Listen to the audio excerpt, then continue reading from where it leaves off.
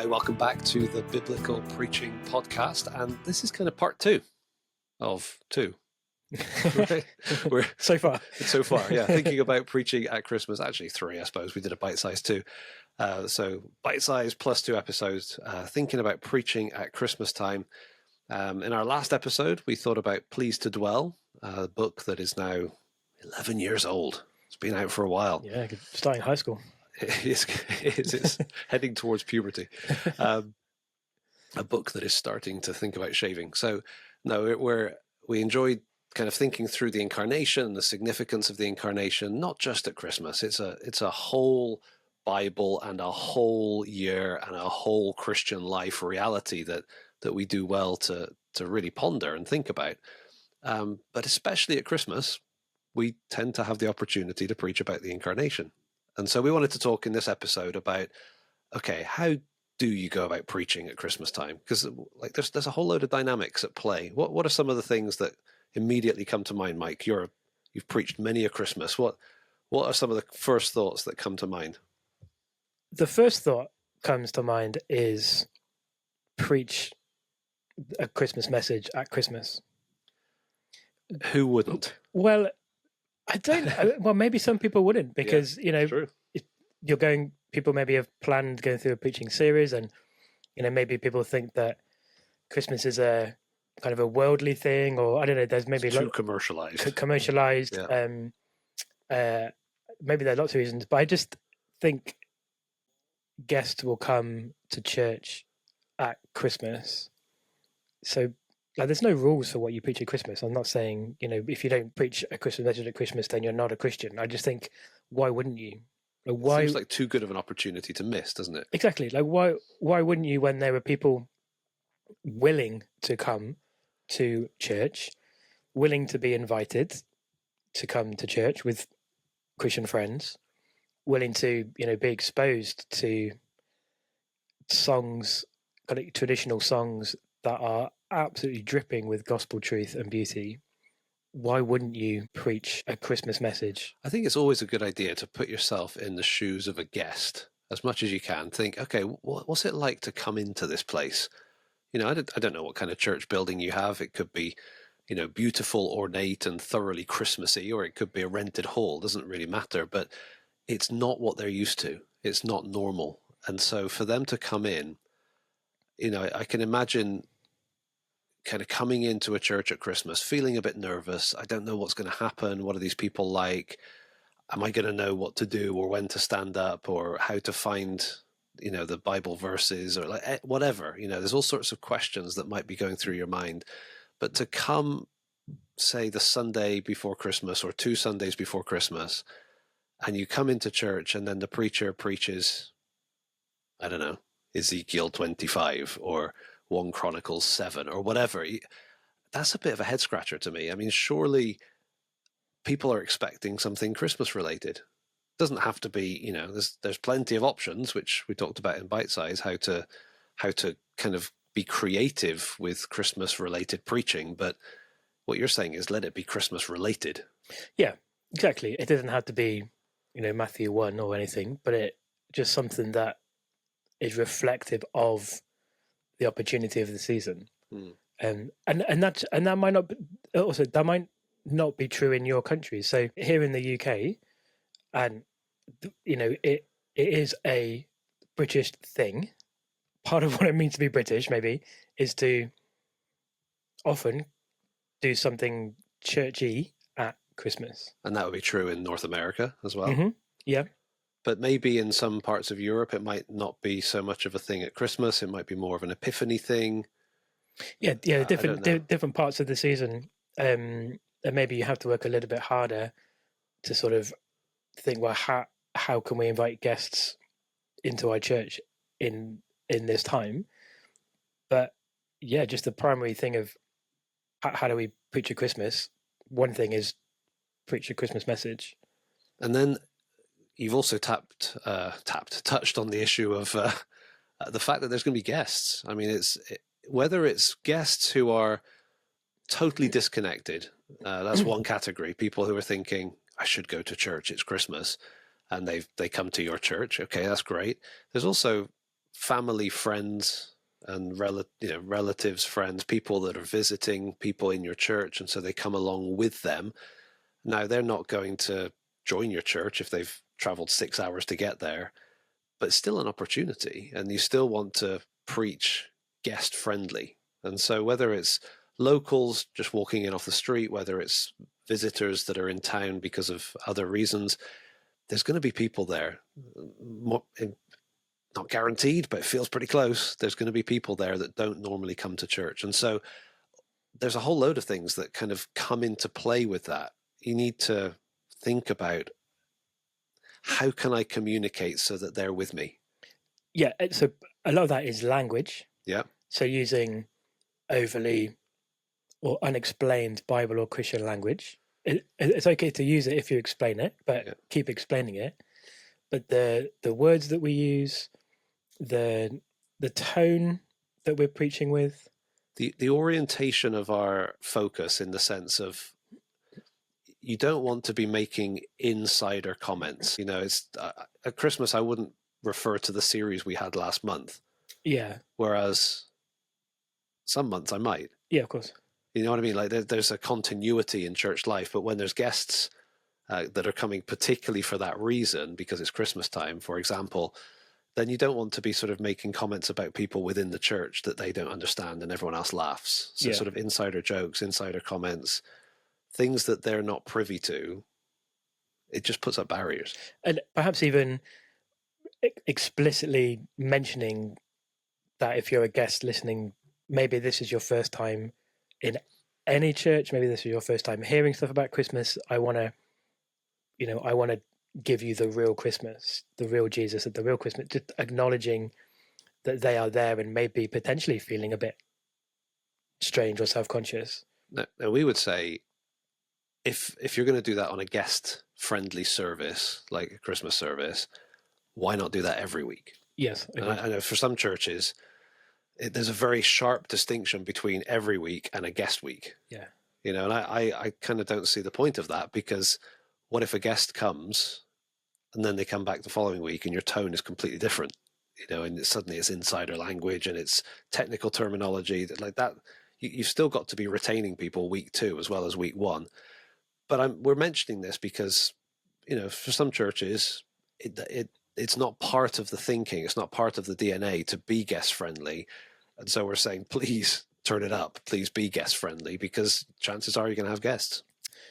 And I'm thinking, when I'm preaching at Christmas, I need to be extra, extra clear on the impact of the incarnation on life and on people's hearts. So not just a warm, fuzzy feeling, but actually why it makes a difference. Exactly. So not just about the Christmas spirit and, because of Jesus, we need to get people better presents, or I don't think anyone would say that, but just that's an example. But it's not just let's all feel warm and fuzzy and aren't families wonderful. Yeah, and isn't Christmas great? And sort of end up preaching essentially for the same impact as a good TV advert.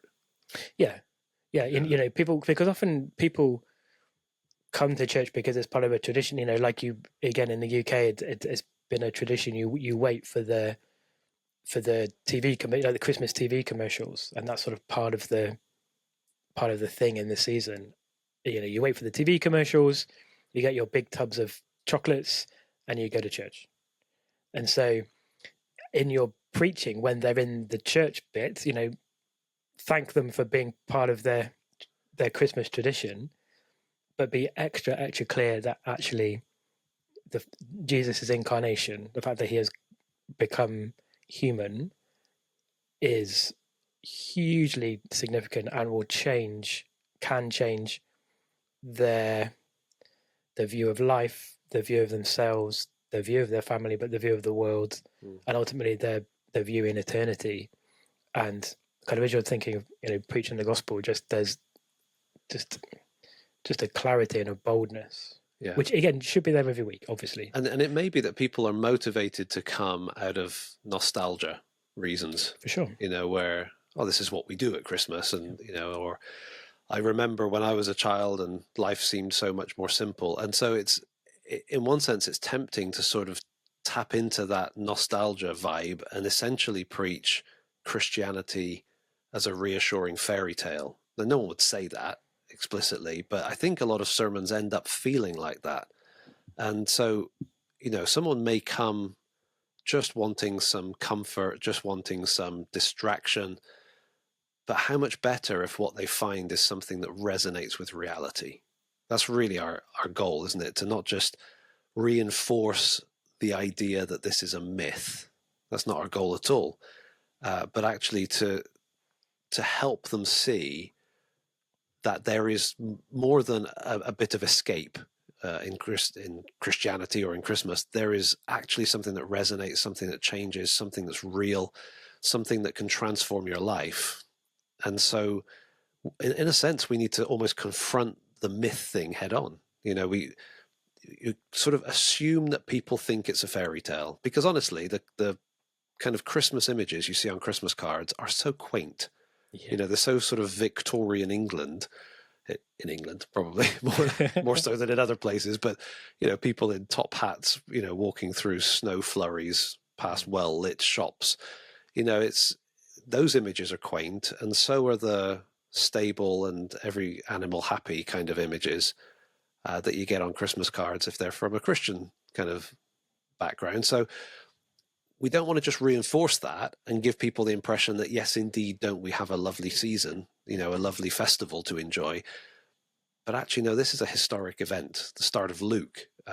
First 4 verses of Luke 1, he's really making the point that he's researched this, that he's made an orderly account, and he goes out of his way to establish the veracity of what he's saying. This is true. This actually happened. And so I think that's something to keep in mind as you preach Christmas. Yeah, people are maybe coming in nostalgic, mythic in their thinking. By all means, kind of welcome them and connect with that, but show them that what you're presenting isn't a fairy tale. It isn't Aesop's fables or something. It's a historic account. And so then when you do that, it might jar a little bit. It might kind of make people go, oh, I didn't realize you guys took it that seriously. But then if they can start thinking, oh, what if it's true? What if Jesus did come, did live, did die, was the Son of God? What if these things are true? That does have implications for my life. Yeah. And you don't have to be, what I like about preaching at Christmas is that you don't have to be particularly clever about it. You can just the messiness of the first Christmas speaks to the messiness of our lives, and Jesus coming as the light of the world into the darkness, and all those things. That is wonderful and transformative. And imagine the people that are just coming, for a laugh to the church because that's what they did when they were 5, and now they're 35 or 45, and we'll go again. But imagine, the Spirit of God kind of capturing their hearts with that truth. Is we don't have to clean anything up. You don't have to be clever. You just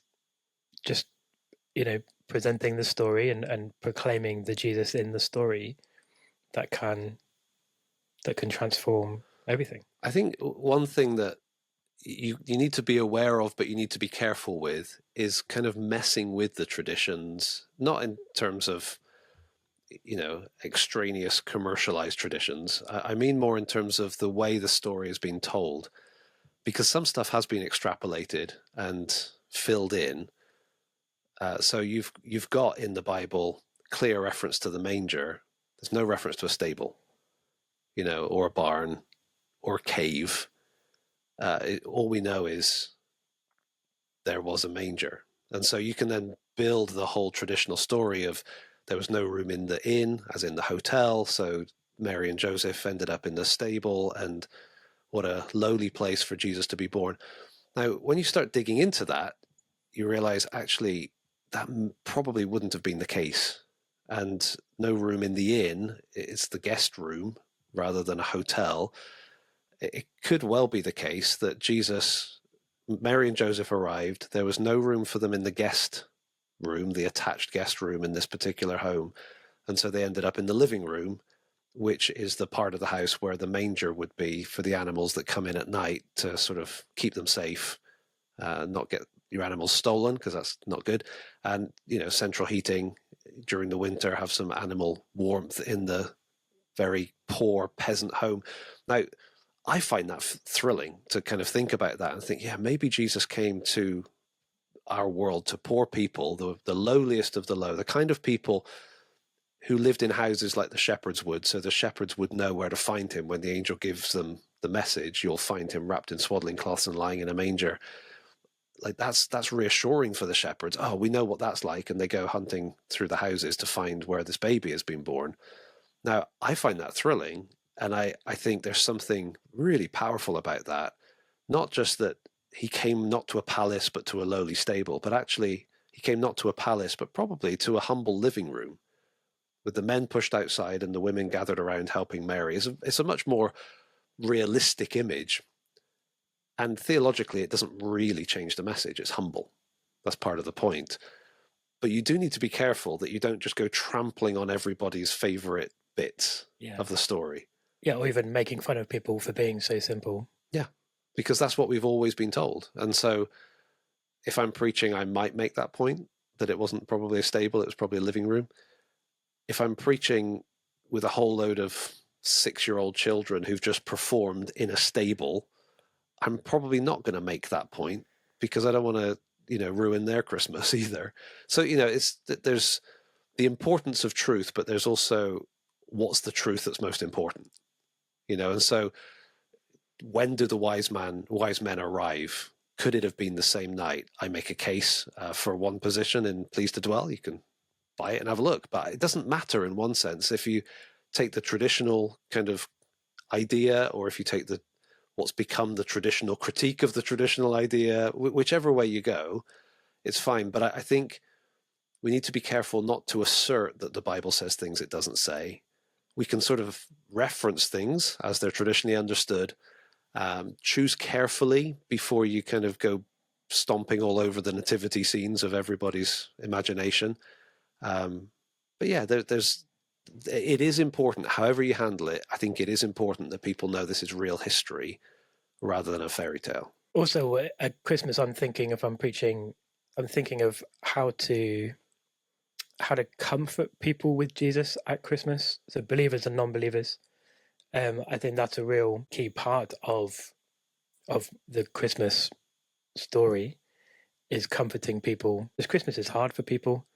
The first Christmas was hard for people, it was messy. But the expectation that everyone has a marvelous family that's really warm and loving and caring, and especially at Christmas time, that is hard for people who don't have a family like that, or who don't have a family. And so I'm thinking, in my preaching, I want to comfort these people again, but not with the nostalgia of Christmases gone by that we remember to be like that, but comfort people with Jesus, that again, God with us in the mess, in the darkness. He has come into that to be with us. There's the messiness of broken families, which I think you're kind of hinting at. There's the messiness of grief. Yeah. That people miss people that they love more at Christmas. Yeah. There's the messiness of financial pressure, that if we constantly reinforce what the TV is constantly reinforcing, where every meal is an absolute feast, some people are sat there thinking, I can barely afford to do the basics, and this is killing me. And for some people, it's the worst season of the year, because they simply can't figure out how to save enough to make it anywhere near the image that's being presented. So there's a whole host of kind of swirling complexities around Christmas, and we got to stand up in the middle of it and preach a message of hope. But I think, Mike, you're right, that there's something about the original story that actually resonates with that. Joseph wouldn't have wanted this for Mary. This wasn't the way they saw it happening, and yet it was the way God had planned it. And so there's something beautiful about the original Christmas story, in that it does tap into that sense of brokenness, sin, grief. It's like, like the truth of the gospel. Jesus has experienced and suffered in every way like us, but without sin.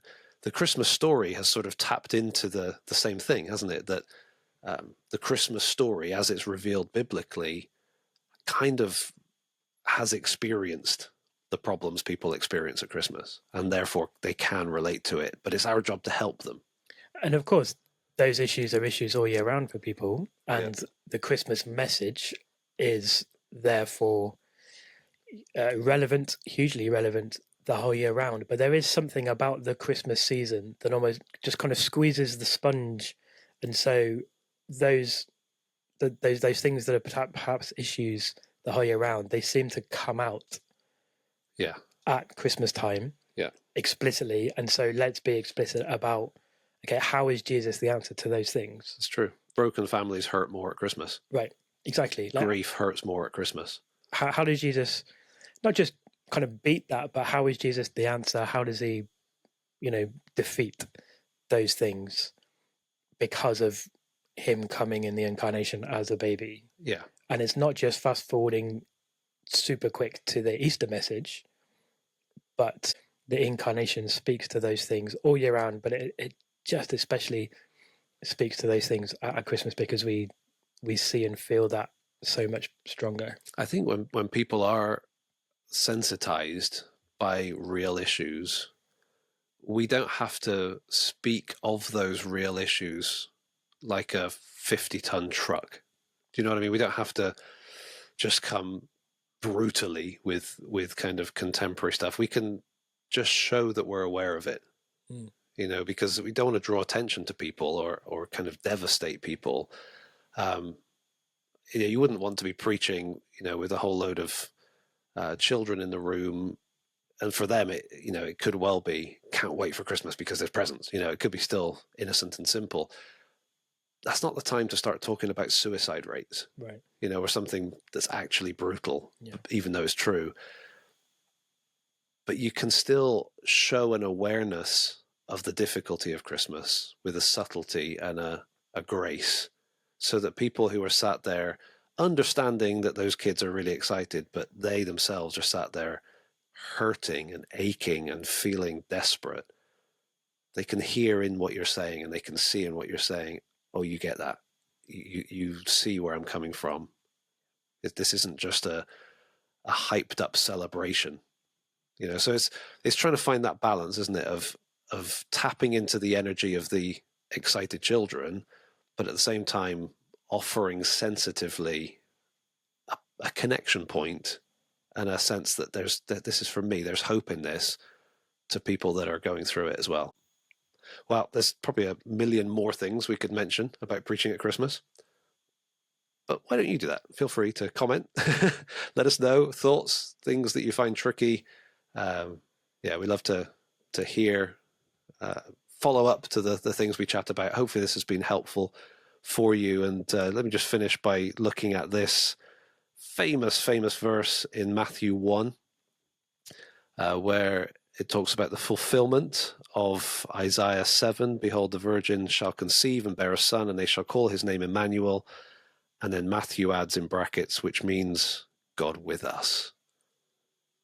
It's familiar, isn't it? God with us. But actually, it's not a bad thing to ponder. In fact, if we can ponder that long enough and well enough and deep enough so that it springs out of us when we're preaching, that's kind of the goal. The wonder of Christmas is that God came to be with us so that ultimately we can be with him, both now, united to Christ, and forever, face to face with him. What an amazing gospel we have. So yeah, God with us. Chew on that, as they say, Selah, right? Ponder that. Let that really get into every fiber of your being, right into your heart. And I suspect your preaching will be a blessing. Thank you so much, Peter. Thank you for you guys for joining us again on another episode of the Biblical Preaching Podcast, and we will be with you again soon. Thanks for joining us today. We really appreciate every positive review, like, share, and comment. And thank you for praying for us. We hope you will join us again next time on the Biblical Preaching Podcast.